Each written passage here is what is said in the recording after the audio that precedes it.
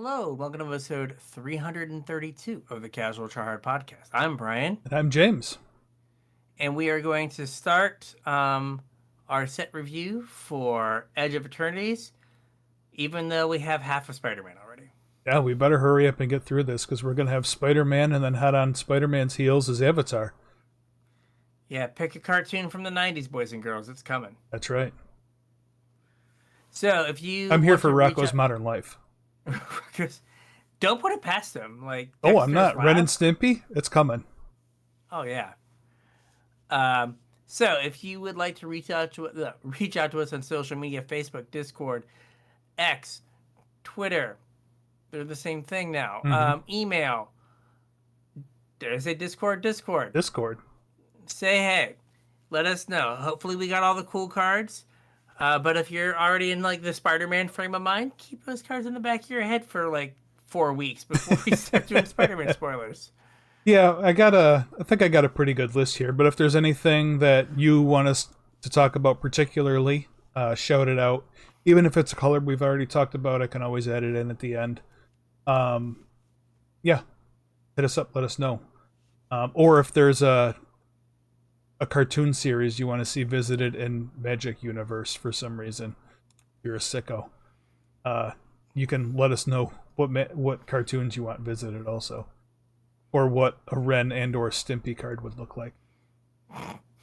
If you want to support the show, there's one way to do it because our TCG player affiliate link is no longer working. So it's through Patreon. Patreon.com/CasualTryHardMTG is how to support the show. Surf on over there, chip a couple bucks in, whatever you feel like is good with us. In return, you'll get access to my show notes, so you get a sneak peek about what the episode's going to be about. And you also get access to about another hour's worth of content out of us in the form of our unshow. We're old, sometimes our equipment doesn't work, and we always just need to catch up. We spend about an hour before every episode dicking around, making sure all our equipment's working, making sure our audio is good, making sure you can see us, and catching up. We record it and send it out to the Patreons. So if you're interested in that, or if you just want to support the show, patreon.com/CasualTryHardMTG. Chip a couple bucks in, help us out. And like I said, don't worry about that TCG player affiliate link anymore. It no longer works. I don't know if we're going to be able to get it to work, so Don't worry about it. don't worry about it. What if you had cat and dog and then they melded together to make cat dog? Don't we already have cat and dog? Rin and No, but, Siri like- inseparable. They're inseparable. They're one. They're already one. It looks like they could be separated if you tried, and if you like The had name some of the dog card. traits. See, reading the card Fair. explains the card. They're Okay. inseparable. They're inseparable. I'm sorry. They could just reskin it as cat dog. They wouldn't have to Okay, design a fine. new card. Save them money. It's Yeah. very important. Yeah. And that way they So- wouldn't have to pay the extra license fee for Arena. Yeah. Yeah, or they'd have to have another version of it. They already have another version of it. Fair. All right. So we're going to go through the set. We're going to start with white, as we always do, and kind of work our way through. I have 3 pre-releases under my belt, so I have seen the same 3 rares over and over and over again in my field pulls, so I can really give you some insights on those 3 cards. Good. So we'll I see have what no we got sealed here. pools under my belt, and it hasn't come out Oh, on man. Arena yet, so. All right. First up, we have Beyond the Quiet. Ooh. 1 white for sorcery. Exile all creatures and spacecraft. If that was what this card was, it would be the best sweeper on the planet. What did I say? You said 1 white. Oh, 3 white. I'm sorry. 3 white. I was like, I read the text box right. 3 white. It is 5 mana. Yeah. Exile all creatures and spacecraft. Still a really good sweeper. It is like it is like Sunfall at home, just because Sunfall also gave you a way to win the game. Yeah. Also, like, I don't know how relevant spacecraft are going to be. I don't know if a single one made it to my list, if that tells you anything. Yeah, having played with them over the weekend, like they're fine, but I think they have the battle problem Yeah. of like, would you rather like send 4 damage at the battle to flip it for maybe getting 4 extra damage in the future? Yeah. Or do you just want to like send 4 damage at your opponent? There was one of And them that almost made the list. It was because it had like a super cheap first ability, first station, and then the second station was whatever. But it was was like it the white one that's +1/+1 to I everything? think it was. It was like It was a like two one of the white. mana. Yeah, Yeah. yeah. That one almost made the list. Yeah, but like, I don't think there's gonna be a bunch of spacecraft in constructed, Right. and so it's like it's a 5 mana sweeper. Yeah, and like I don't know how relevant that's going to be in the future either. Like how Yeah, many like sets are going to have spacecraft in them? I mean, maybe like having looked at the set a little bit closer, there were no spacecraft in either of the Into the Spider-Verse movies, so I don't feel like because it just looks like they just took all the big hits from the Into Spider-Verse movies Yeah. and as a lot of the stuff. So we'll have to wait for Universes Beyond Battlestar Galactica. Yes, yes, because I mean, unless they want to say that Appa is a spacecraft from Avatar, I don't see like a real fit to get spacecraft in Avatar. Yeah. Lorwyn in space. So we've got a few sets before spacecraft could come back. Yeah. So I think it's just as good as a 5 mana Wrath. Mm-hmm. I think just the awkward part is the exile. Not that there's a ton of like indestructible creatures, Yeah. but this, if there is, it makes indestructible not good. Mm-hmm. Heroic intervention, neat. They still all go to Jesus. Yep. Okay. Goodbye. Well, there's also Bye-bye. isn't there a couple? Oh, Cosmoglyph cares about things in exile, right? Oh, there we go. Is Yeah. that the only thing that cares about things in exile? Yes, I'm pretty sure. Okay. Well, so Pretty maybe that's kind of a corner case, but Yeah. My Abzan Tarmogoyf deck. Cosmoglyph. Cosmogoyf. Yeah. And it's only your stuff in exile, Right. right? I think so. Yeah. So exiling all your opponent's stuff does not get you that sweet, sweet big goyf. It does not. I can double check. I think I got it right. Yeah, you own an exile. Yeah, so like you're not going to exile a bunch of your stuff Right. so that you could Make the Goyf big.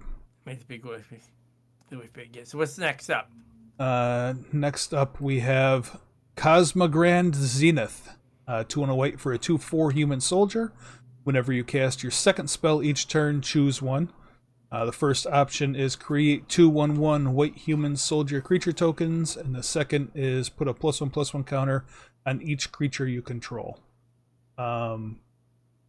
I feel like I need to point out that you will only ever get one of these per turn because the trigger only happens once. So it's not like you get to choose one then the other. Yeah. You only get one of them. But it's each turn, so potentially if you have a really full grip of cards, you can trigger this on your turn and your opponent's turn. And like making 2 tokens is pretty good. Like that's a pretty good pyromancer. Yeah, I mean, Quarry Steelcutter's harder to kill and a mana cheaper, but like making one Right. hasty token got it banned. Right.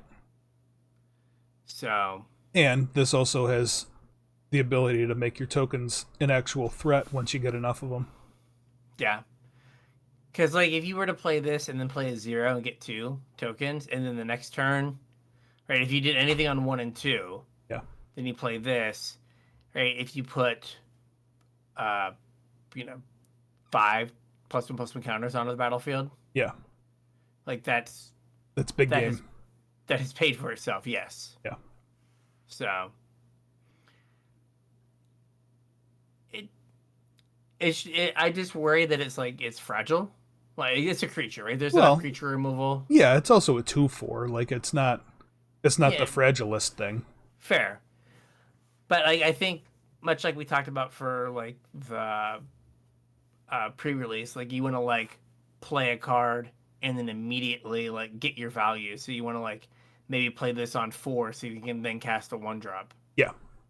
or whatever. You don't want to go. You don't want to like just play it on 3 and be like, go, please don't kill it. Right. No, exactly. All right. Next up, Dual Sun Technique. 1 in a white. Instant. Target creature you control gains double strike until end of turn. If it has a +1/+1 counter on it, draw a card. I put this on here for 2 reasons. Number one, Okay. that draw card. Like, Mm-hmm. white has the +1/+1 counter theme in it already. Yeah. Shouldn't be that hard to trigger the draw card, especially if you're playing it with the last thing that we just looked at. It should be pretty easy to get that draw card. And like that will fuel you up to trigger 2 spells per turn. The second reason I put this on the list was this is White Teamer Battle Rage. Kinda, yeah. And I may be wrong, but I can't think of another Teamer Battle Rage in White. Usually the double strike spells are sorcery speed. Yeah. I totally had an opponent like put a counter on a thing, have the landfall rare that doubles power, Yeah. and then dual sun technique. Like 18 to me. Yeah. They still lost. I went to like 2 and they had just like done everything they could do, and I was like, you should probably wait. Like 2 games in a row they did that. Yeah. One game they won, they killed me from 14. Yeah. And then another game, I was just like, you probably should wait till that like actually kills me. Right. But okay. I mean, we don't give target creature double strike at instant speed very often. Right. So like I think this is really good there. Mm-hmm. And like you said, there's enough things that wear counters Mm-hmm. in standard that or in like older formats, like I don't know, you put this on like oh gosh, a stone coil serpent Mm-hmm. or like a walking ballista or something. Like you're Sure. just like, all right, like hit you for a bunch. Okay, now ping you down or whatever. Yeah. And draw a card. Yeah. So it is a unique effect. We don't really have this anywhere else. Yep. Okay. Okay, next up, Hard Light Containment, white, enchantment aura, enchant artifact you control. When this aura enters, exile target creature and opponent controls until this aura leaves the battlefield. And the enchanted permanent has ward 1. So what's the nickname for this card? Uh, Chain to the Bauble? chain to the robot. Chain to the Sword? Yeah, but it really should just be chained to Darksteel Citadel. Yeah. Right, you need to put it on something that is indestructible or like nutrient block. There you go. That's where I was trying to lead you. Right, chained to the snack. Yep. So I guess the issue is like the closest versions of to this card have been on lands. Mm-hmm. So was it On Thin Ice Yep. and Chained to the Rocks Yep. and Ossification? Mm-hmm. Right? So like all of those have been on lands. This is on like an artifact, which means it's a little bit more fragile. Well, that's why it has Ward 1. Yeah. But it's like that's not a huge deterrent. I mean, it's better than nothing. Right. But like you have to like worry about artifact removal and enchantment removal. Yeah. To get rid of your like temporary thing. I don't know if there's like going to be like a white aggressive deck where you just don't give them the time Mm-hmm. to recover from you taking their thing. Yeah. Like this feels like it could be more like Chained to the Rocks and On Thin Ice oftentimes felt like they were pretty much permanent removal. Mm-hmm. This might feel a little bit more fragile, but it might be like I've got to make it to turn 4. Well, like you said, also, it might be good in like a dedicated artifact deck where you're playing Darksteel Citadel or some other indestructible artifact where like it's not really a downside to like what about like a scissors deck? Like that's kind of what I thought. Yeah, we're gonna talk about nutrient block a little bit later on, but when I saw that card, that's what I thought of first was some sort of scissors deck where you're just like Darksteel Citadel, whatever, and it's another indestructible thing to put scissors on, but you can also have it be your removal. Yeah. I mean, it could work. It just depends if there's a deck for it, but it don't feel like it is like as safe as like Chain to the Rocks. Sure. Or it's more safe than a thing under Sheltered by Ghost. Mm-hmm. And less safe than I think like Chain to the Rocks. Yeah. Right? Like it's in that area. Also, like, why did they just make it creature? Like it seems like it could have been like any permanent, like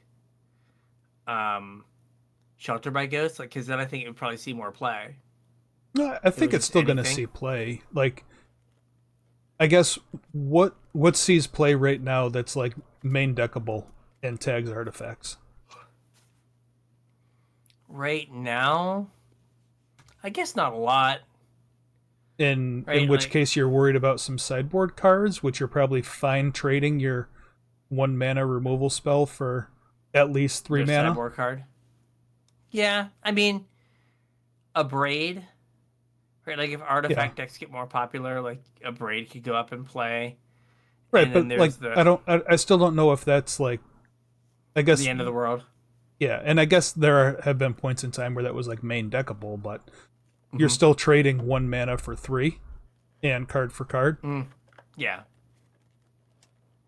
I think that's still alright. You're probably right. I guess it also depends, like, if you get a creature with, like, an ETB. Yeah. Right? And then, like, they could re-trigger it. But it's probably something worth at least, like, experimenting with and seeing it, like, looking what the metagame is. Mm-hmm. All right. Next one, we have Honor. A single white mana for a sorcery. Put a +1/+1 counter on target creature and draw a card. Not that I think this is the best card on the planet, but it does trigger the 2 spells per turn thing, like we were looking at with Cosmic Grand Zenith. And we had a version of this card that saw play. It drew itself again instead of another card. But the one from To Midnight Hunt, you could flash back. Oh, yeah. Put a counter on something, flash it back, put a counter on something. Yeah, I mean, there's the old one, like, Travel Prep. Travel Preparations was, like, a white to... Like, that's, like, Innistrad. Okay. Like, original Innistrad, but yeah. We had Defiant Strike, too, which was, like, +1/+0 till end of turn, draw a card. Yeah, and that saw a lot of play. Yeah. I think that was an instant, though, not a sorcery. Yeah. I think this is good. Like, in a deck that either really cares about the counter or, like, wants that velocity. Mm-hmm. It's also weird how many, like, white cards are just getting draw a card on it. Yeah. Like, that are cheap. Mm-hmm. But, yeah, I could see it doing something, like, just trying to churn through your deck a little bit. Yep. So... I always look out for cantrips, regardless of the color. Mm-hmm. Like, I always look for the red ones. I always look for whatever. And like you said, white doesn't get a ton of them. So anything that's, cheap on mana, has an effect with draw a card on it, can matter. Yes. All right. Next up, we have Pinnacle Star Cage. 1 white for an artifact. When this artifact enters, exile all artifacts and creatures with mana value 2 or less until this artifact leaves the battlefield. And then you have 6 white, white. Put each card exiled with this artifact into its owner's graveyard. Then create a 2/2 robot artifact creature token for each card put into a graveyard this way. Sacrifice this artifact. So it is temporary lockdown. With the fact it misses enchantments. And it's more fragile. It is. Artifacts are easier to kill than enchantments are. But it does, for a lot of mana, give you a way to win the game. Right. Right? Like, how often do you think that comes up, though? Like, 8 mana is kind of a lot.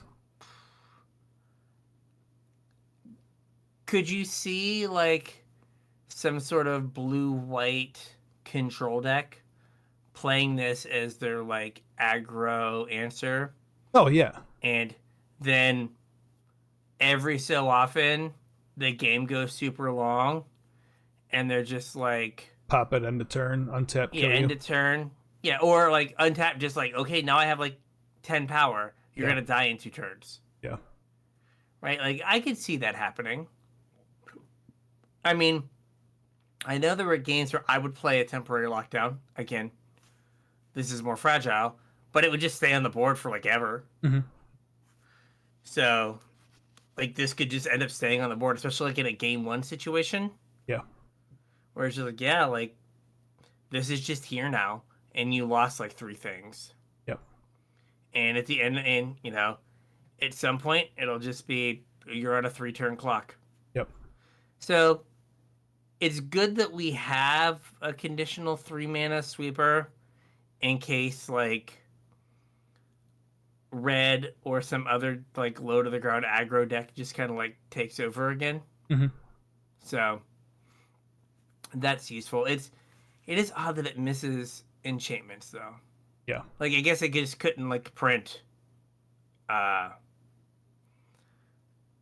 temporary lockdown again. Like, it's the exact same card, but, an artifact. So, yeah, maybe they're like, well, how can we make it different? And these were kind of the differences they came up with. But it does kind of hurt the utility a little bit. I mean, is trading artifacts for, like, utility later in the game a worthwhile trade? Maybe, like... And we're losing temporary lockdown at some point, right? Tomorrow? Like, whenever this... Yeah. So, like, this is the, like, direct replacement for temporary lockdown. Yeah. So it feels like they've decided that we need to have a 3-mana exile everything, or most everything card in standard. Yeah.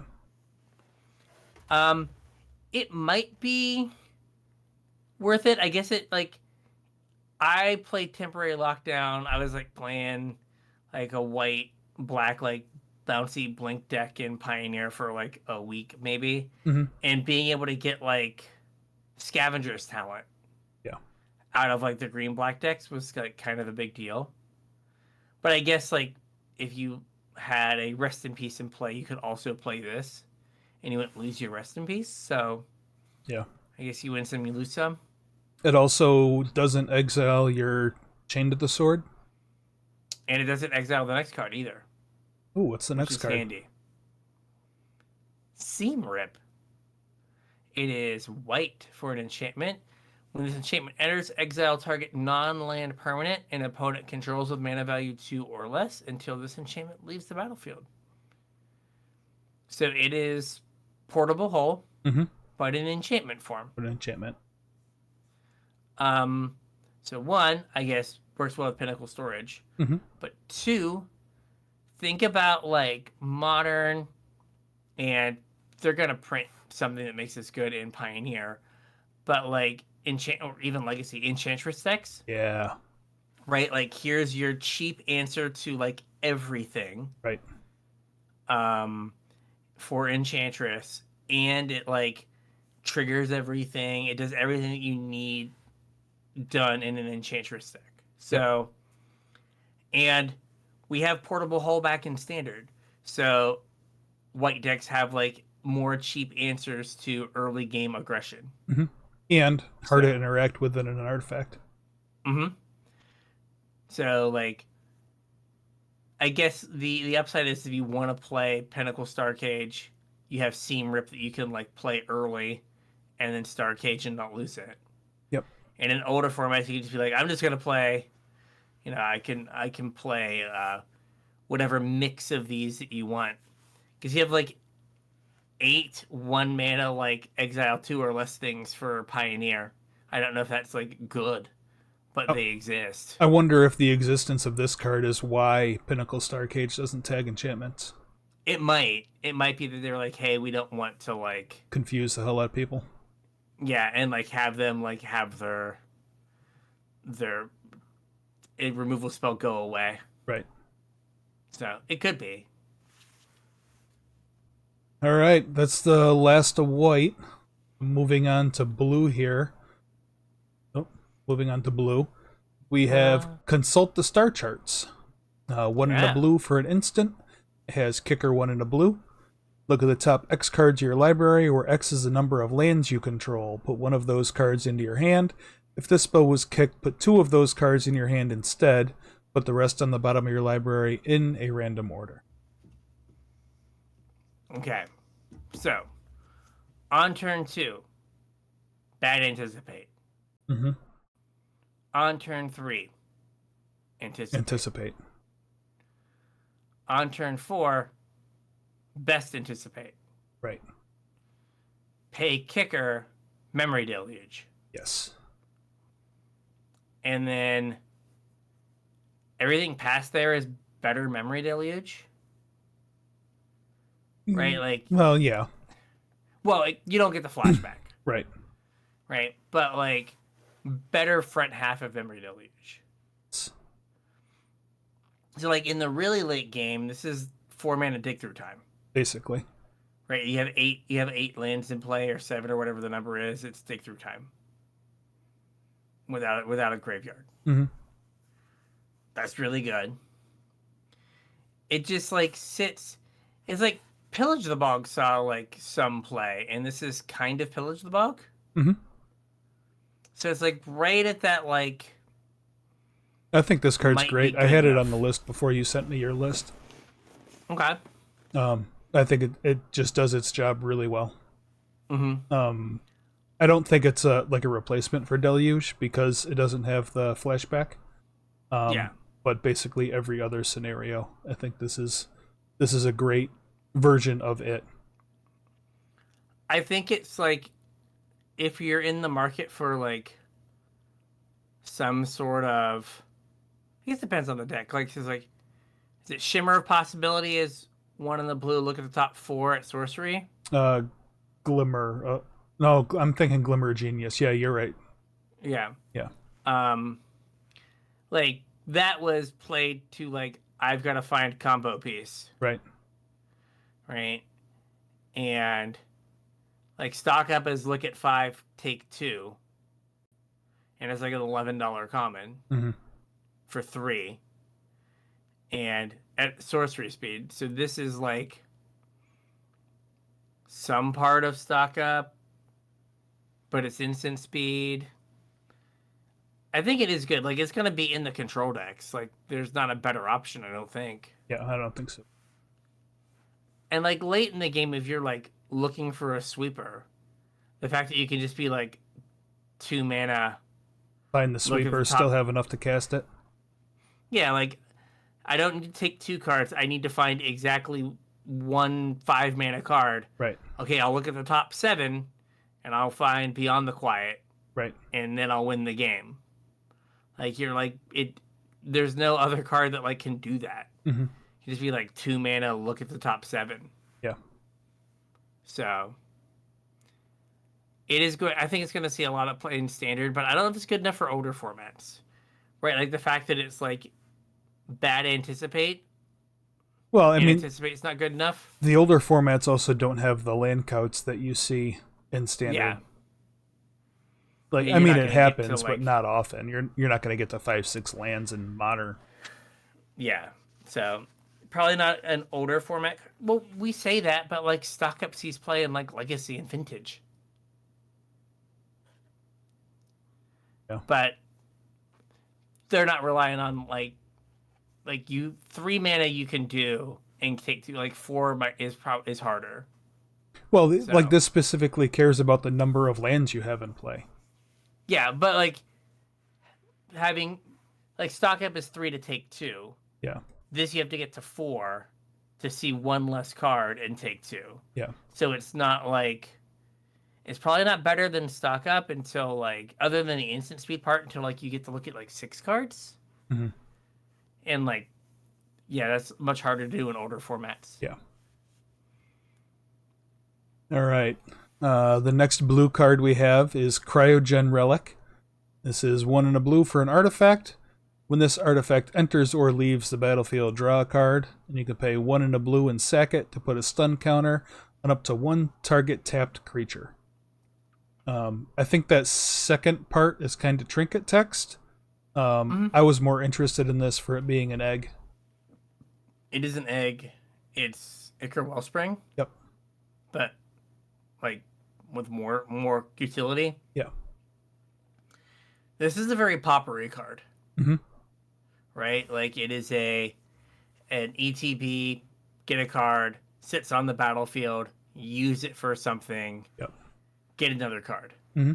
Right? It's not a like exciting thing, but it's the kind of card that has seen a lot of play in like Pauper. Mm-hmm. And like there are a lot of affinity cards. Now there's a lot of ways to like get artifacts onto the battlefield, especially now. But like, 1 mana, a 2 mana draw card, like have an artifact for affinity is not nothing. This also doesn't care where it goes. It just cares that it leaves the battlefield, so it's a good thing to flicker. Mm-hmm. Oh yeah, because you get it coming out and going back in. Yep. Yeah, good point. Because I just thought of it as dying, but Nope. no. Yep.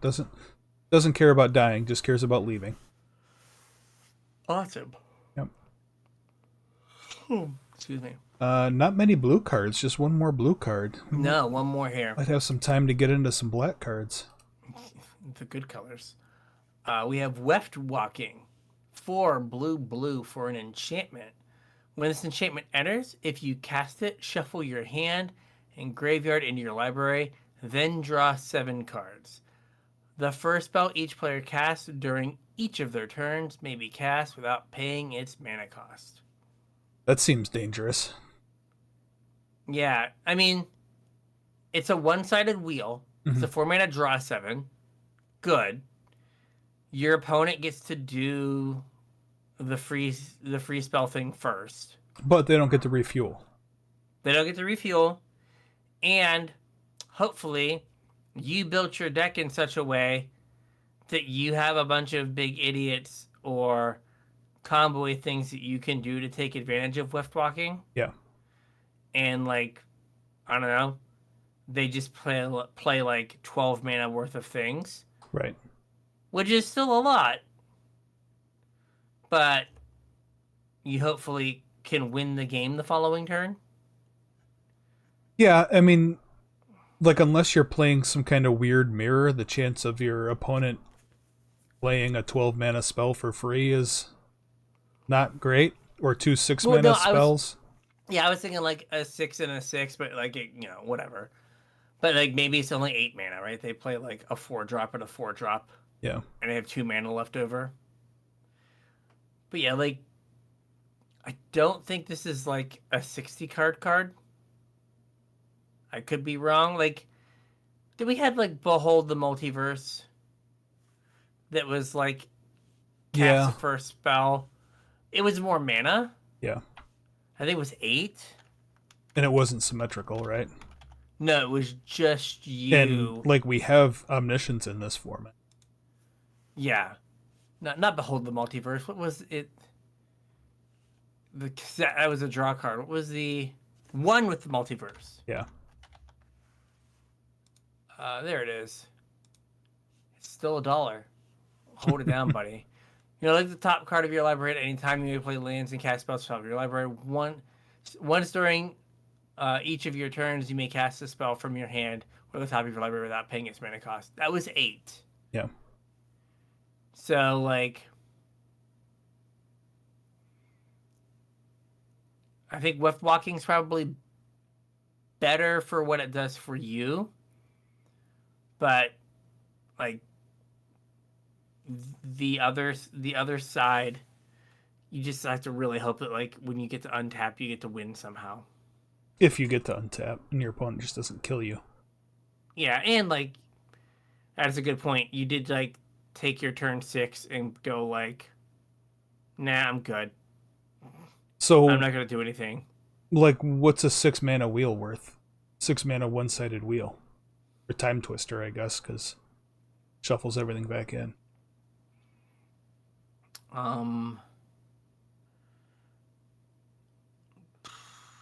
Is it worth like 6? I mean, it's got to be close 5? to. Because I think in like Time Twister or Time Spiral is 6 mana and symmetrical. Yeah. But it's like not really 6, it's secret 0. Yeah. Sometimes it's negative mana. So like being just like that's what I was saying, like 5 or 6. Yeah. But I don't. But then like giving your opponent first crack at it seems not great. Yeah.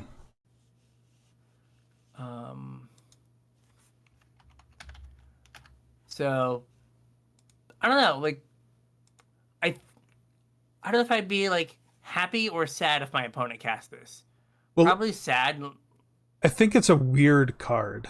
Very. Like where my head went when I saw this card, and I know it doesn't fit into that deck, but this feels like a card that would go into like a Seasons Pass Control.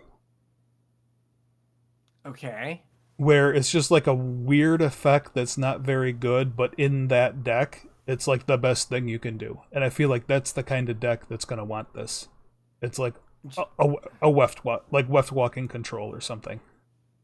Just some like random where like, you just thing. like 1-for-1 your opponent until like they've got some garbage left in their hand, and then you Weft Walking, refuel, your opponent casts their garbage, and then you get to like, I don't know. I can't even think of something good, but I even like Bahamut. Yeah. Right, like you Bahamut on your turn or whatever. Or like Hullbreaker Horror. Yeah, Hullbreaker Horror, yeah. So like Overflowing Insight is 7 mana, target player draws 7 cards. So well, I think this is a little bit better than just draw 7 cards. Because you get to shuffles back in. Yeah, it shuffles back in, and like that's kind of what led me to the conclusion that this was kind of like a Seasons Pass card, because part of like the game plan in the Seasons Pass Control deck was that like you were playing a land every turn, like that deck ran a high land count, and then that way when you like refueled after your Great Aurora or whatever, like all those lands were already out of your deck, and you drew like all gas. Yeah. So yeah. Looking, Time Reversal is 5 mana for a symmetrical wheel. Mm-hmm. So yeah, I think like not symmetrical is like 6. Yeah. That seems like reasonable. I don't know. I could see some like random pro bringing a Weft Walking Control deck to a Pro Tour and like stomping everyone. Yeah. Yeah. Like Chapin or somebody just, like comes out of retirement with a Weft Walking deck. Just like I broke it. Yeah. Remember when I did this for Gurmag Angler? We're back, baby. Yeah. For Weft Walking. So yeah. It is a weird card. Yep. There's quite a few weird cards in this set. I think I have that written down for more than one. Actually, I think there's 2 more cards on this list that I'm just That are like, just this is a weird. weird card. Tell you what, Don't know what to do with this. let's do 4 more cards, and 4 more cards. we'll end on a weird one halfway through black. Okay. All right, so moving on to black, Okay. we have Arch Enemy's Charm. This black, black, black for an instant. Choose 1. Exile a creature or planeswalker. Return 1 or 2 target creature and or planeswalker cards from your graveyard to your hand. Or put 2 +1/+1 counters on target creature you control against lifelink until end of turn. That's some pretty good utility. It is. So it's part of the Arch cycle. Yeah, we had Archmage's Charm in Modern Horizons. And then Archdruid's Charm in like M21. Yep. So that are all pip, pip, pip. Mhm. So we get like a white one, and then we're going to get a red one that deals like 6 Yeah. or something. Choose 1. Deal 6, deal 6, deal 6. So Archmage's Charm like is hard to cast. Like hard to cast Hero's Downfall. Is it worth like putting in your deck in like Modern Magic? Well, it exiles. It exiles. But I was gonna say maybe because it's not just that, right? Like Right. you get into some like grindy attrition war, Mm-hmm. right? And then you just draw a double Raise Dead. Right. Well, raised Or deck you're that also playing- gets back your Lily. Yeah. Or you like Or your Sorin. oh yeah. Or you right, like you're against like mono red and you're just like my 6/6 demon token, I'm gonna make it an 8/8 and give it lifelink. I'll gain 8. You can never kill it is me an now. instant like block your thing, give my thing lifelink. Right. Right? I think in a deck like think about Pioneer, like red black, right? All like there might not even be a mountain in the deck, right? It's like all black sources. Like you could play this in that deck, Sure. and it not be like awful, and like it'd be castable. Yep. I guess you just have to worry about when you draw Mutavault. Sure. But yeah, like it's got enough utility. It does enough things that like it will probably see some play. I don't think it'll be. It's funny, like Archmage's Charm was like everywhere, Right. and now I don't think it sees much play at all. It's been like outclassed. Mm-hmm. And then Archdruid's Charm kind of just lived in like weird land combo decks. Yeah. Like it's not done much of anything else except for be a weird land combo card. Yep. So like this might just be like I'm in mono black. Right, there's a lot of like in the mono black decks and like Pioneer, they play like Murderous Rider. Yeah. Right, this is like not a hard 2-for-1 like Murderous Rider, but you can cut a Murderous Rider or 2 for. I think I'd play this over Murderous Rider. Like the the zombie token that, or the not token, but the zombie that you get on the back end. I don't know if it's worth the squeeze anymore. Yeah, 3 mana, 2/3 lifelinker. Right. And I guess a Hero's Downfall that domes you for 2. Yeah. Yeah, like just it might not be worth it. And this kind of is Murderous Rider because if like on the back end it drew you the 2/3 zombie, right? But this like gets back 2 threats if you don't need to kill something. Yeah, as opposed to just having to like play the 2/3. Right. Or just hold on to it because it's in your deck because it is a Hero's Downfall. Right. Yeah. But like it feels like it's a mono black card, maybe like a red black like fun of one of. Yeah, I mean I don't think you could play this in like blue black. No. Like that deck has too especially many. like in standard, like the bandit's not gonna be good enough, right? That's what I was thinking. So all right. Next black card. This is a weird one. yeah, I was gonna say like Like, did this get the weird distinction? It didn't, but this is a weird one. Yeah. So, Coral of the Void. It is 3 and a black for an enchantment aura. Enchant creature you control. Whenever enchanted creature attacks, put target creature card from defending player's graveyard onto the battlefield under your control, tapped and attacking. Void. At the beginning of your end step, sacrifice this aura unless a non-land permanent left the battlefield this turn or a spell was warped this turn. So the front side of this is an expensive conditional threaten. Well, you get to keep it, and it has to come out of their graveyard, though. Yeah, it has to come out of their graveyard. But well, So you got okay. like, So I didn't mean front end. I meant like fail case. Well, I guess fail case is you don't have a creature to enchant. fail cases, Yeah. and then you enchant it, but they don't have a creature, Yeah. right? So like it is a removal spell, or not removal spell, a reanimation spell that your opponent can fizzle by playing bad creatures. Yeah. Right? Like, if you're the black deck that is playing this against mono red, do you want to get back? Are you doing all this to get back a Hired Claw? No. Right? Like, I mean, you killed my Ember Heart Challenger, and now you're gonna like get a 2/2 back. Now, like, can happen over and over and over again if like things go to the graveyard. Yeah.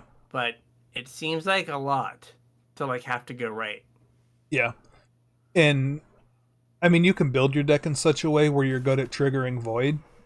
But I don't think that solves the problems for the front half of this card. Yeah, like you can't build your deck so that your opponent plays good cards and puts them in that graveyard. Right. Right? Like it's different when it's your reanimation spell and you're like discarding cards Mm-hmm. or milling cards to get them into your graveyard. Yeah. This is like, boy howdy, I really hope you're like playing the Una deck and you just put a what's it called? A big creature, a big saga into your graveyard. Yeah. Here we go. Yeah, it just seems like there's. I got one of these in my seal pool and like did not contemplate playing it. Yeah. Did not. I think I'm So- right there with you. I don't know that this card's great. Yeah, it's weird. It's got too many like bad things that can happen to you. This card I think is better. Yes. Hymn of the Faller. 1 and a black for a sorcery. Surveil 1, then you draw a card and lose 1 life. And if you've triggered Void, you get to draw another card. Yeah. So it's 1 mana cheaper. Like Read the Bones. If you have or, Void, yeah. Or it's like not a strictly better, but with Void, it is a better Night's Whisper. Mhm. Which like Night's Whisper sees a lot of play. Yeah.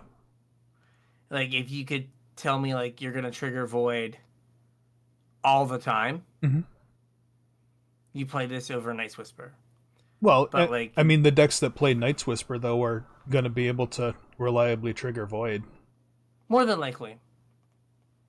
Crack a fetch, cast Hymn the Faller. Can't crack a fetch. Oh, Non-land non-land. Yeah. You're right. Because like the way that like a lot of the mono black decks in like Pioneer trigger a Void is they have like Field of Ruin. Yeah. Right? So like that doesn't work. Right. You could can't- crack your Bauble though. Crack your Bauble, sacrifice a treasure, Yeah. Kill the thing. activate a blood, Yeah. kill a thing. Right? There are a number of ways to do it. I mean, the front end is like without Void is close, Yeah, it's close. right? With Void, it's like 100% like over the top. Yeah. But it is pretty close. You're like, maybe. Yep. All right, you left this next one for me. And you know what? I had 2 of these in my seal pool. All right. One was my promo, and one I opened in a pack. So I played 2, so I can answer all of your questions. Requiem Monolith, 2 and a black for an artifact. Here we go. Until end of turn, target creature gains. Whenever this creature is dealt damage, you draw that many cards and lose that much life.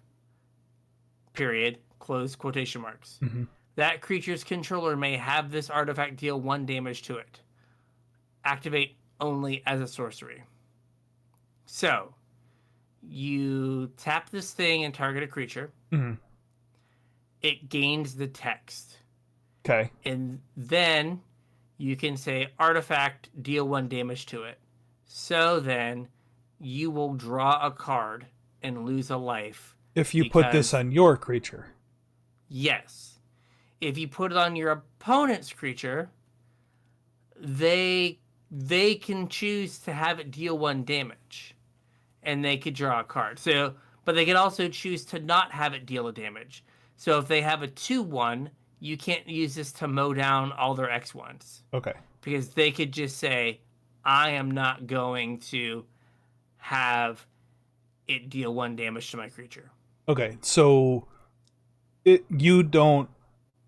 there's really no circumstance where you're going to put this on one of your opponent's creatures. I mean, let's say they were at 2, and you had a 2/2 and they had a 3/3. You could put it on their creature, and if they block, they die. Because their creature would take 2. And then they would have to draw 2 cards.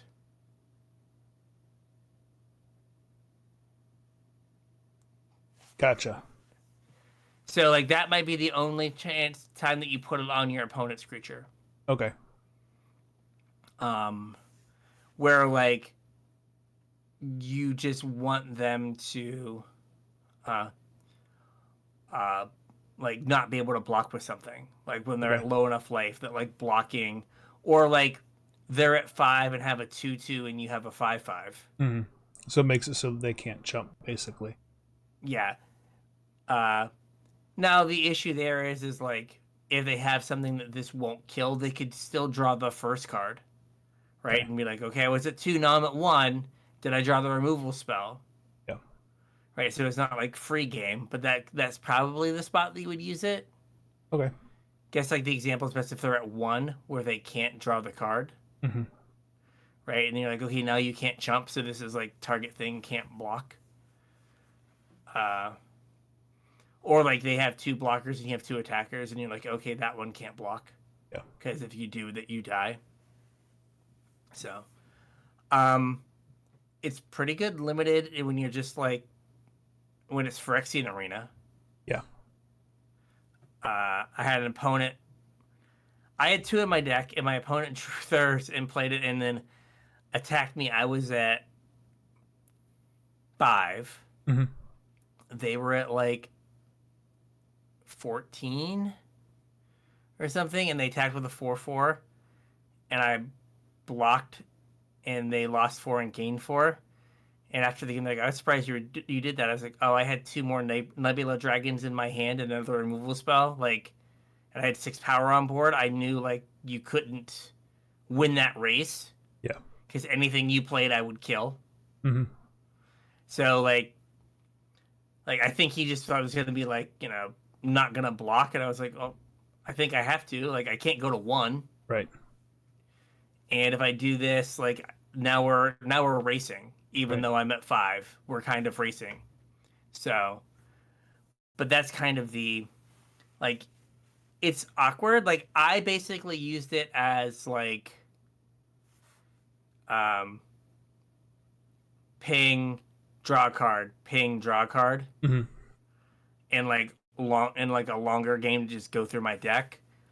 I think there is an LSV video where he used this and got to. I think he got to Grizzlebrand. Oh, okay. He put it on his thing and then his opponent blocked, and he was like, "You can't possibly block here." And then the opponent was like, "Block," and he like drew 7 cards. Oof. So like, that is also a thing that can happen. But I do think it's just kind of like weird Phyrexian Arena that requires you to have a 2 toughness creature. Yeah, it's a weird card. It is. We're at 54. We can maybe do a couple more. You want to call it here, and we can be halfway through black. It's up to you. What do you think? Let's try to finish off the colors here. I say All right. that as we get like a wall of text Yeah. for the next card. At least one more wall of text. Yeah. Next up, we have Sathera the Super Void. 2 black for a legendary enchantment. Whenever a creature you control dies, each opponent chooses a creature they control and exiles it. At the beginning of your end step, if a player controls no creatures, sacrifice Sathera, then put a creature card exiled with it onto the battlefield under your control with 2 additional +1/+1 counters on it. So it's okay. kind of Grave Pact, Yeah. but when you get to a point where there's no creatures left on the battlefield, this pops. You don't get a choice, it just pops, and you get something back in play. Yes, that is slightly bigger than when it went away. Right. I guess it like makes it so Grave Pact is like not as miserable. Mm-hmm. And it allows like so it kind of allows the commander game, sadly, to like continue. Mm-hmm. As opposed to one person just being like, I'm going to sack my timeline color over and over and over again. And none of you will ever have creatures ever again. Right. The end. So, like, I get it for that, but seems like not a 60 card. Yeah, I don't think so either. Which is super awkward. Like, so many of the cards are like, this is an interesting card. It's like, does not seem playable. Right. In 60 card formats. Well, it's like this was also one of the first cards that was spoiled for this set, and seems like a major like theme or whatever. And it's like, plot point. Just not gonna see it in Constructed. You're not gonna see it at all. Yeah. Outside of Commander. Yeah. I don't know. Like, I don't see it seeing a lot of play. Like, it seems like it'll be commandery, but that's about it. All right, we have Timeline Color, the aforementioned Timeline Color. Black for a 2/2 Drix Warlock. So that makes him an outlaw. He has haste.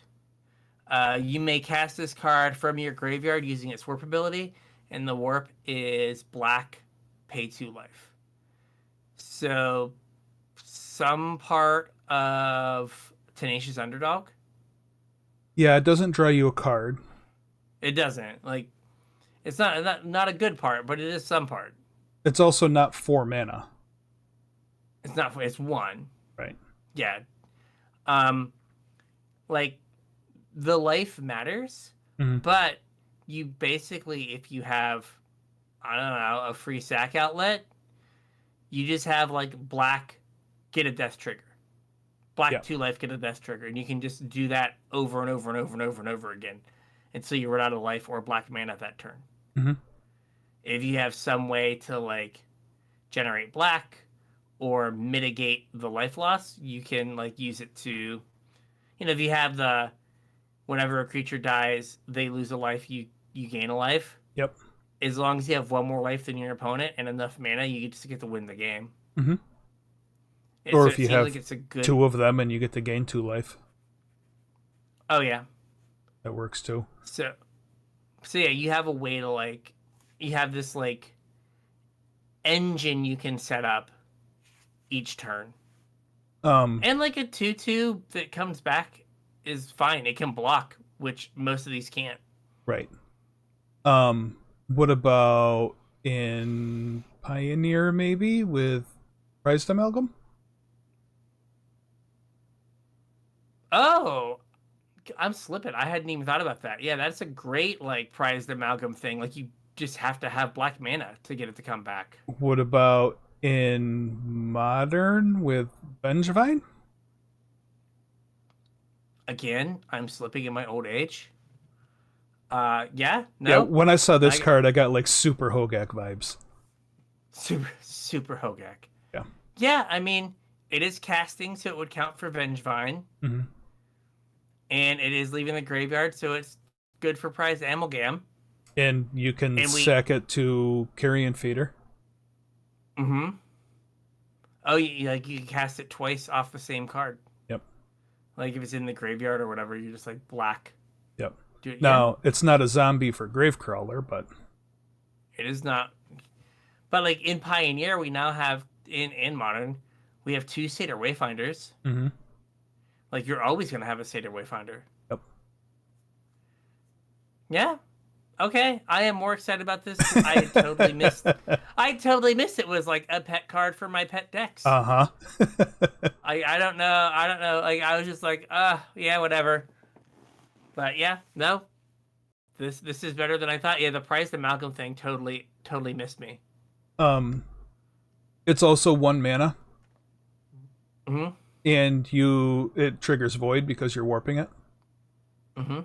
So that's a cheap way to trigger Void. Yeah. And like it is a good thing to discard. Mm-hmm. It's a great thing like to discard. You just get or surveil back. Surveil into your graveyard. Yeah. Okay. I'm sorry, buddy. I'm sorry that I overlooked you. I think this card's fantastic. Also, like a 2 mana 2/2 haste, like I think is maybe not in 2025 Magic, but there have certainly been points in time where that was a playable card in black. Yeah, absolutely. And again, it gets to block. You Right. usually don't get to block with your Right. recursive black 2-drop. Yep. So yeah. I love that card. Now I gotta get some of these. Yeah, Yep. now I gotta think get it's some of these. fantastic. Now we have the aforementioned sack outlet. Umbral Collar Zealot. 1 and a black for a 3/2 human cleric. Sacrifice another creature or artifact. That's kind of a big deal. And surveil 1. Yeah, so 1 unbounded sack outlet. Mm-hmm. We had Nantuko Husk, which was 3 mana. Yep. It made Nantuko Husk big, but didn't do anything else. Yep. Then if you go back a ways, you have Visceracier, Mm-hmm. which is 1 black for like an 0/1 Yeah, it's an 0/1. You get the scry. that scries this surveil, so it fills your graveyard. So if you're doing shenanigans, it's going to fill your graveyard for said shenanigans. Surveil also triggers Narcomoeba. Oh yeah, because it goes from your graveyard. Yeah. Ooh. Okay. Man, I gotta like get you back into the swing of things, buddy. All the hits. I've been playing a lot of limited in Brawl. Yeah. Ugh, what is wrong with me? But yeah, like it's hard. I was thinking, so like it's going in my cube over Visceracier because of the fact that it sacrifices artifacts. Yeah. And the fact that like if you have a like some persist creature that gets a +1/+1 counter when it comes back, like some way to loop. Yeah. Right? You can just go through your entire deck. Mm-hmm. So like I have Laboratory Maniac, and there aren't a lot of great ways to like empty your library. Yep. But you can like, with a Putrid Goblin and something that gives it a counter when it comes in, just put your entire library in your graveyard. Yep. If that is a thing you want to do. You may do that if you So wish. like, yeah. So that was what my thought was. But just like, if you think about like Rally the Ancestors, Mm-hmm. right? You like rally your stuff back, and then you use this to sack all your things, which fills your graveyard for your next rally, but also finds your next rally. Right. And then you get to like loop it again. Yep. And if you have a thing that like deals damage when things go to the graveyard, like you can just like ping your opponent out that way. Right? Like a combat celebrant kind of thing. Yeah. Speaking of, I have one more thing I want to ask you about with this card. Okay. This is a 2 mana 3/2, so like that's a reasonable body aside from the unbounded sack outlet. But this is also a cleric. Didn't we have like M19 maybe had like a black-white aristocrat, like specifically cleric centered theme? maybe. I feel like we definitely had a cleric center. We definitely had a cleric centered deck at one point. It may have been a sack deck, so maybe this is a. Well, there was like an there's, artifact that cared about clerics, and I think there was a black-white signpost that cared about clerics. So that's what I'm looking. So there's cleric of Lifebound. That's so you're saying like M. It was like M9, 19. M19, M20, M21, somewhere in there. It was one of those core sets. I am looking. It's hard to reprint things with weird symbols. I'm looking at all the Pioneer gold cards. Yeah. That are like black white. That were clerics. I don't. Okay, so it wasn't M19. See it. M19 was. So there is LSL core. That was like a Dominaria. Whenever another creature enters, you gain a life. Whenever another creature you control, an opponent dies, you control dies. Whenever a creature you control dies, each opponent loses 1 life. Yeah, that wasn't. So like that's a thing. If we go way back, no, this isn't. I was gonna say there's. I remember Cleric of Life's Bound, which was like whenever a cleric enters the battlefield under your control, you gain a life. And whenever you gain a life for the first time each turn, put a +1/+1 counter on it. But that was from Zendikar Rising. Maybe it wasn't. What if it wasn't a gold cleric? I thought there was an amulet that also like cared about clerics. I think that was in Zendikar Rising. I remember the. Oh, was it? I remember the amulet, but I was looking at things that say cleric or in Pioneer. It was like there's Relic Vial. Yeah. 3, pay 2, sacrifice a creature, draw a card. As long as you control a cleric, Relic Vial has whenever a creature you control dies, each opponent loses 1 life and you gain 1 life. Yeah.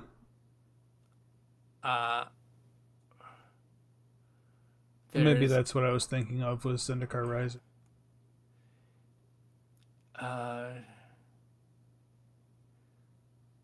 There was Tabarak's Hope's Demise, which I didn't realize was an uncommon now. It's a demon cleric. It's flying. When it has lifelink as long as it has 5 counters or more. And whenever another non-token creature you control dies with a +1/+1 counter on it, if that creature was a cleric, you draw a card. If you do, you lose a life. So if you eat a cleric, it gets bigger. Those are like the only like cards that reference clerics. Okay. Like I remember there being a cleric life gain deck. Yeah. I don't remember there being like there have been sacrifice decks, but I don't remember it being specifically cleric-y based. Okay.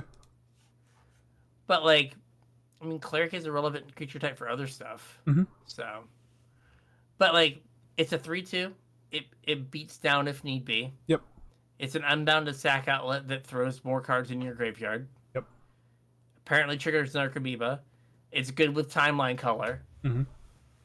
So, yeah, can't believe I totally missed the like. If it's in your graveyard, you just get to play it and like bring back all your stuff. Yep. All right. And there's one last card. What is it?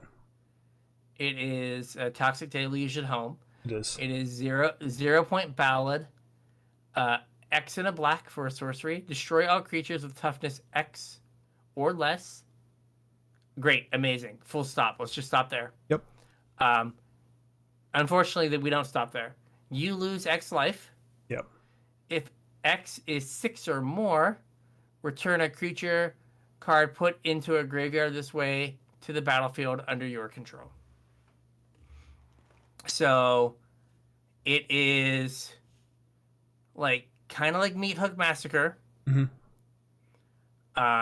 Effectively kind of does the same thing. Yep. Except for you lose a bunch of life. So it's not great at like stabilizing you. Yeah, it doesn't have the mid to late game. Yeah, it doesn't have the Blood Artist effect staple to it. Yeah. But like not even that, just like if you're at 10 life, being at 5 is better than being dead. Mm-hmm. Right? But now you're dealing with the fact that you're at 5 or 4 or whatever. Right. So it makes it a little hard to use. Now, like in the early game, right? Like turn 3 or 4, if it's like 3 life and then you wipe the entire board, that's Mm-hmm. fine. Well, Right? like, what do you think you typically pay for a Toxic Deluge, though? 3? Yeah. In which But the case, this is difference is, 1 more mana. yeah, I guess like if you think about it like that, where like it's slightly worse Toxic Deluge, but like it's always 3. Right. Right? Like you don't have to like if they play a 5/5, Mm-hmm. like you've got to have 6 mana to kill it. Yeah. Where like a toxic, you just have to like you're paying the same life but 2 more mana. Well, right, but like Toxic Deluge is not at current Magic power level. Like they wouldn't reprint Toxic Deluge into Standard. No. So like I think this is pretty frickin' close for Standard? Yeah. yeah. I mean even like Pioneer. Yeah, I just worry about like your opponent plays a Shieldred, Yeah. right? Like in the Pioneer say, like now you got to pay 5 mana or 6 mana Yeah. to kill the Shieldred. Now, hopefully you're gonna sweep up other stuff, but it's 6 mana plus Yeah. the life, right? Like by the time you get to the mana, you might not have the life to pay. Yeah. Right? Where like Toxic, you're like, okay, if I get to 3, like the only resource you have to worry about is life. Yeah. And I know comparing it to Toxic Deluge is not fair for like Standard and Pioneer, but it is like kind of the closest card. But like, if you have to pay, if everything has 3 power or 3 toughness, I'm sorry, it being a 4 mana sweeper, fine, good. B plus, Mm-hmm. right? Only because you have to pay the life. But like if it gets up to like 6 mana, right? Like that's probably not good enough for Standard. Well, let's think about this a different way then. How would you compare this to Temporary Lockdown or Pinnacle Starcage?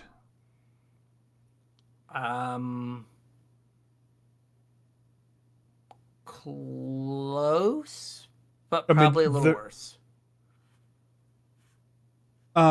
Sure, but like Black isn't going to have access to a Temporary Lockdown. Yeah, well, I'm thinking like, remember Ritual Soot? Mm-hmm. Right, so that was 4 mana, kill everything, converted mana less. cost 3 or less, right? I think that this probably doesn't get that good, right? Just because of like modern power creep, like how many like 3 mana 2/4s, Yeah.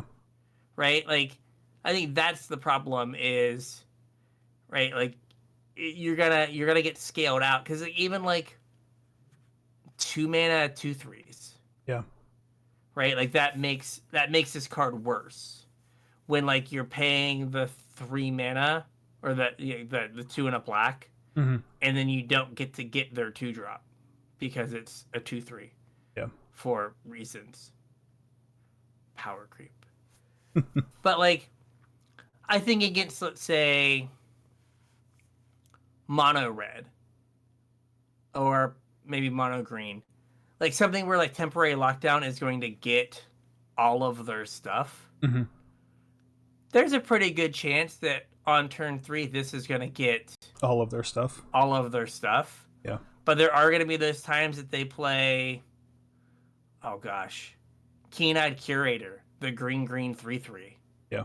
And you're just like, oh man, I can't kill that. Do I like use this to get like their elf and something else, or do I wait like an extra turn and take 5? Yeah. Right. And so I think that's where it's gonna be like rough. I think if this was Magic from 2020 and 2-drops were almost all locked at 2 toughness. 2 toughness and the occasional 1/3, Mm-hmm. right? And you're like, okay, I can live with like this 1/3 living is not the end of the world, but I'm gonna get like 3 2-drops. Okay, I can do this. But like the odds of your opponent just having like a 2-mana 3/3, a 2-mana 2/3, and you're like, oh, this doesn't do anything. So that's my only concern. But like I agree that like there are times where it is close enough to Toxic Deluge that you're gonna be like, oh, this was great. Mm-hmm. But then there are gonna be times where you're just like, I can't get everything. Yeah.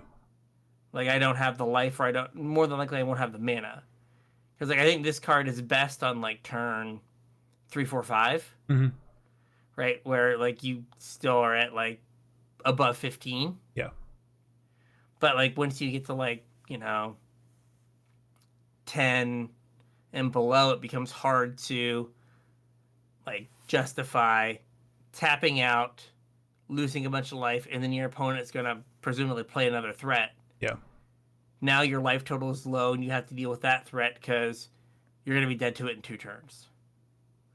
Where like Toxic, you might have a chance to go like pay 3, kill everything, and then deploy a threat with your leftover mana. And now you're on the front foot, or at least have a blocker. Mm-hmm. So, but like, you are right. It is probably as close to Toxic as we can get in Standard. At least for like another like 2 sets. At least to Lorwyn. At least to Lorwyn, yeah. When are we gonna have the crossover episode when like Spider-Man and the Avatar ride Appa into Lorwyn? Where they just really jumble the sets up? Yeah, like Spider-Man and Aang are on a spaceship and blowing the horn of Gondor. Yeah. As they like head in, and all these elementals and Kithkins are like, what? And they grab They take a wrong turn and end up in Auntie's hovel. Yeah, they grab a Kithkin and they're like, all right, buddy, we're going to Adventure Time. Let's go. Come on, Peter Porker. When I was at pre-release, we were talking about like being old and not being like fans of Universes Beyond. Yeah. And it's like someone's like, well, I don't know, like they could do anything. I was like, we all joked about how dumb it would be if they did SpongeBob. Yeah. And they were like, here's Patrick Starfish. So like they like that was the thing that we were like, they can't possibly do SpongeBob. That would be so dumb. And it was like they did that before they did Final Fantasy. Right. So like anything is possible. But yeah, they go through the Super Void and they end up in Lorwyn. So all right. We got anything else? Not for this week. We got through more than I thought we were going to. Yeah, we're only at like an hour and 20. We're not bad. Yeah. So, with that, I think we got a show. We got a show. If we missed anything from White, Blue, and Black, let us know and we can go back and add them. Or if there's red, green, gold, or colorless cards you want to talk about, please hit us up. Facebook, Discord, X, Blue Sky, email, all those places. Let us know what you want us to talk about. Absolutely. If you're looking to support oh, go ahead. And if you have any evergreen content ideas that might not be tied to a set, we are open to those right now. Sure, for a very brief moment of time until until we are neck deep in like Spider-Man. Yeah, we're trying to bank an episode or two, so hopefully we will have an episode banked before we have all of Spider-Man. But who knows if that's going to happen or not. Yeah. So yeah, hit us up. Let us know. If you're looking to support the show, don't use our TCG Player affiliate link. It doesn't work. Use Patreon instead. Patreon.com/CasualTryHardMTG. Chip a couple bucks in, whatever you can. We would appreciate it. In return, you'll get access to my show notes and about another hour of content out of us every week in the form of our unshow. Completely unedited, unscripted, unanything. That's why we call it the unshow. Spend about an hour every week catching up, making sure our equipment works. We record it and pump it out there for our patrons. So if you want to support the show, or if you want more content from us, that's how you do it. Patreon.com/CasualTryHardMTG. Yeah. So with that, we'll catch you on the internet. We'll catch you on the internet.